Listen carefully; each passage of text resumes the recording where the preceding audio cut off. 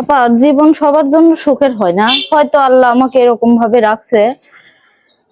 এই যে আমি এইগুলো পোশাক আশাক বানাইছি নিজের হাতে, আমি দর্জির কাজটা খুব সুন্দর বানাইতে পারি আর কি।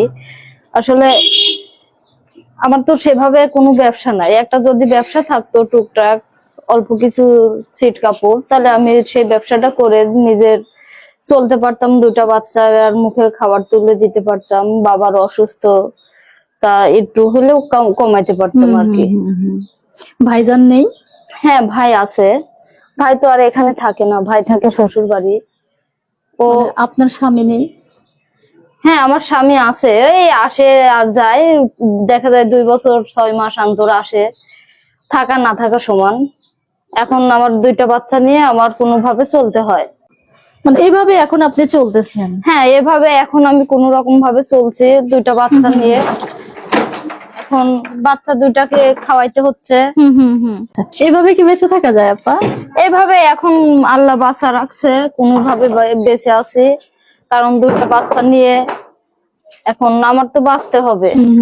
আমি না বাঁচলে আপনি থাকেন? হ্যাঁ এই ঘরটাই আমি থাকি, কারণ 2টা বাচ্চা আমি যদি না কর্ম করি, আমি যদি অসুস্থ থাকি, তাহলে 2টা বাচ্চা খাইতে পারবে না। আমরা এই বাসাতেই ভাড়া থাকি, আমার নিজস্ব কোনো বাসা নাই। গত 5-6 মাস ধরে রুম ভাড়া দিতে পারি না, চলাটা খুবই কষ্টকর হয়েছে। আমাদের আগে নিজস্ব বাড়ি ঘর ছিল, আব্বু অসুস্থ হওয়ার জন্য স্টক করছিল, স্টক করার জন্য ঘর বাড়ি সব বিক্রি করে আব্বুর চিকিৎসা পদ্ধতি করা হয়েছে। এখন আমার নিজস্ব কোনো বাড়ি ঘর নাই, পরে এই বাসায় আসি আমি ভাড়া আছি, এটা এখন থাকার বর্তমান আমার জায়গা। এই যে 4-5 মাসের ভাড়া বাকি, এরাও তো হয়তো 2-4 মাস পরে বের করে দিবে। হ্যাঁ এনারা বলছে যে রুম ছাড়ো, রুম যত টাকা পয়সা পাবো দিয়ে রুম ছাড়ো।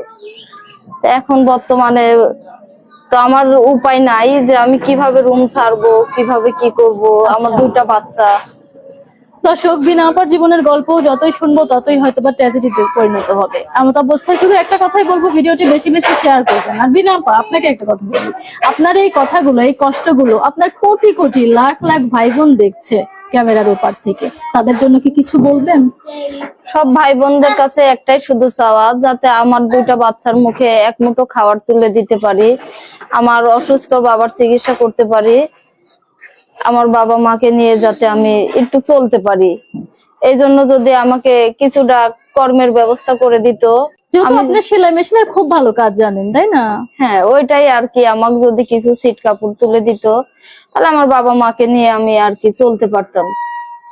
প্রিয় দর্শক, ভিডিওটি বেশি বেশি শেয়ার করবেন আর এই বোনটার একটা ব্যবসার ব্যবস্থা করে দিবেন। খুব ভালো সেলাই মেশিন এবং হাতের কাজ জানেন উনি একটা ছোটখাটো দোকানের মতো ব্যবস্থা হলে, কিছু ছিট কাপড়ের ব্যবস্থা হলে হয়তোবা নিজের ভাগ্যের চাকা ঘোরাতে পারবে, সন্তান দুটিকে মানুষ করতে পারবে এবং বাবা মাকে দেখাশোনা করতে পারবে।